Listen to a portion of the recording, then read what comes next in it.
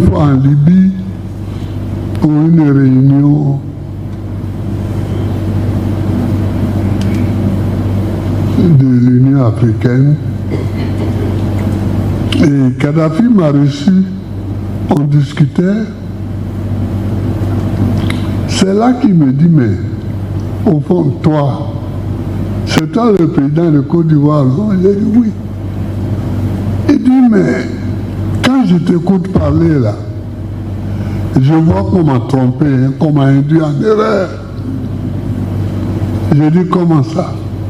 Il dit, on m'a dit que tu n'aimes pas les musulmans. Salut et soyez les bienvenus sur cette chaîne.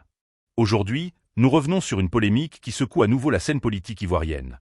La récente déclaration de Laurent Gbagbo affirmant que Mouammar Kadhafi aurait financé la rébellion ivoirienne de septembre 2002. Une sortie qui relance un débat sensible sur les responsabilités réelles dans une crise qui a plongé la Côte d'Ivoire dans près de 10 années de turbulences politiques et militaires.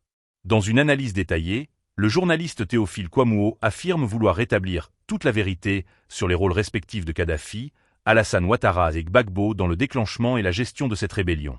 Alors, que révèle réellement cette déclaration? S'agit-il d'un simple aveu historique ou d'un tournant dans la lecture des événements de 2002? Restez avec nous, on décrypte les dessous d'une crise qui a marqué le pays pendant 10 ans. C'est une polémique qui a émergé à la suite d'une intervention publique de l'ancien président ivoirien Laurent Gbagbo et est très vite devenue un prétexte pour simplifier radicalement l'histoire récente de l'Afrique de l'Ouest, voire pour la réviser insidieusement, avec pour but ultime de fabriquer un nouvel Alassane Ouattara transformé en saint de la politique, n'ayant absolument aucun lien avec l'avènement de la rébellion armée qui lui a précisément permis de prendre et d'exercer le pouvoir. Écoutons les propos de Laurent Gbagbo qui servent aujourd'hui de prétexte à la réécriture de l'histoire récente. Moi, je suis allé une fois en Libye pour une réunion de l'Union africaine. Et Kadhafi m'a reçu, on discutait. C'est là qu'il me dit, mais au fond, toi, c'est toi le président de Côte d'Ivoire, non? J'ai dit oui. Il dit, mais quand je t'écoute parler là, je vois qu'on m'a trompé, hein, qu'on m'a induit en erreur. J'ai dit, comment ça? Il dit, on m'a dit que tu n'aimes pas les musulmans. J'ai dit, mais ma femme qui est dans l'autre salle, avec qui je suis venu, là, elle est musulmane.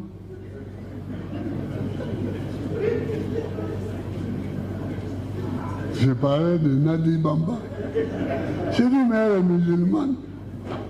Il dit, ah, mais les gens m'ont menti. J'ai dit, qui t'a menti? Il dit, les gens de chez vous là. Quand ils m'ont dit que tu n'aimes pas les musulmans, que tu leur interdis même de porter leur boubou. Donc ils sont venus me demander l'argent, je leur ai donné. Et je leur ai donné des armes. Remixé par un certain nombre de commentateurs ivoiriens contemporains, ces propos sonnent comme des aveux. Gbagbo avoue enfin que Kadhafi a financé la rébellion ivoirienne. Gbagbo révèle enfin qui a financé la rébellion ivoirienne. Et il continue en affirmant, si c'est Mouammar Kadhafi, c'est que ce n'est pas Alassane Ouattara. C'est qu'Alassane Ouattara n'a rien à voir avec le coup d'État manqué du 19 septembre 2002 qui s'est transformé en rébellion armée. L'histoire est affaire trop sérieuse pour être prise en otage par la politique politicienne et les propagandes diverses et variées. La Côte d'Ivoire a connu une guerre civile, une rébellion meurtrière qui a fini par conquérir Abidjan sous l'ombrelle protectrice des militaires français le 11 avril 2011. Si les politiques africains se préoccupent un peu plus de l'écriture de l'histoire de leur propre peuple, il y aurait eu en Côte d'Ivoire une vraie commission vérité et réconciliation, des centaines de témoins, des dizaines d'enquêteurs professionnels, des colloques et des ouvrages pour établir scientifiquement ce qui s'est vraiment passé dans les moindres détails. Pas pour accabler ou dédouaner les acteurs, mais pour comprendre et éviter de reproduire les erreurs du passé. Mais non, certains propagandistes profitent de la culture de l'amnésie, elle-même nourrie par la grande jeunesse de la majorité de la population, pour tenter d'imposer un récit simplifié, voire abrutissant, basé sur de fausses évidences. La première fausse évidence pouvant être ainsi résumée: Gbagbo a caché pendant des décennies un secret, celui du financement de la rébellion par Kadhafi, et il l'a fait pour mieux accuser Ouattara qu'il savait innocent. En réalité, et les plus jeunes ne le savent peut-être pas, dès les premières semaines de la rébellion ivoirienne, le nom de Kadhafi a été abondamment cité au nombre des financiers de la rébellion. L'hebdomadaire français satirique et d'investigation Le Canard enchaîné cite le guide libyen et le président burkinabé de l'époque, Blaise Compaoré, au nombre des protecteurs des rebelles dans ses éditions du 30 octobre et du 6 novembre 2002.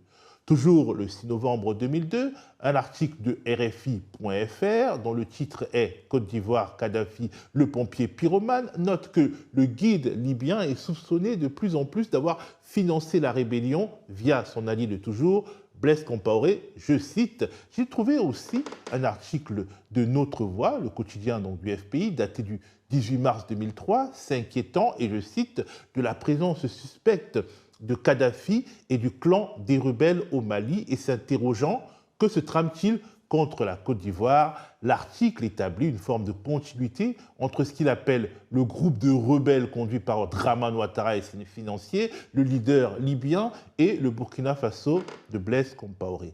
Dans l'esprit du journal du FPI d'alors, il n'y a absolument aucune contradiction entre les affirmations selon lesquelles Alassane Ouattara et Mouammar Kadhafi soutiennent le PDCI. Quand Gbagbo et Kadhafi se réconcilient progressivement à partir de 2004, il est clair pour tous que le premier a longtemps considéré le second comme un de ses déstabilisateurs. Que pouvait-on lire, par exemple, dans un article de RFI lors de la première visite de Mouammar Kadhafi à Abidjan? Je cite cet article. « C'est avec son costume de grand promoteur des États-Unis d'Afrique qu'il a atterri à Abidjan, mais l'image de Mouammar Kadhafi, accueilli à bras ouverts par Laurent Gbagbo, peut surprendre. Au début de la crise, le guide libyen faisait en effet figure de bête noire du régime.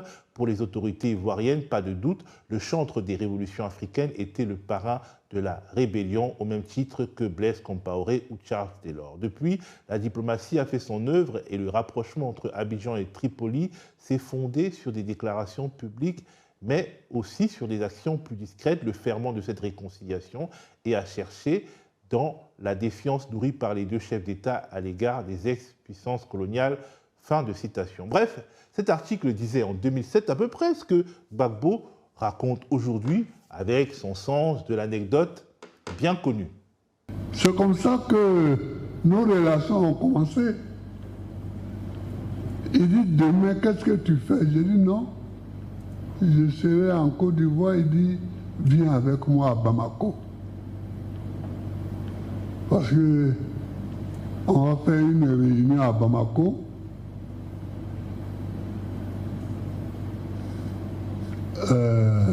La Libye y sera, mais viens, je vais aller leur parler. Parce qu'ils sont là-bas. Donc j'ai compris que c'était les chefs d'État de la sous-région, que c'était les chefs d'État de la sous-région qui avaient parlé. On est parti. Mais il a parlé, hein. Il a parlé bête. Il a parlé bête. Il dit, vous venez mentir.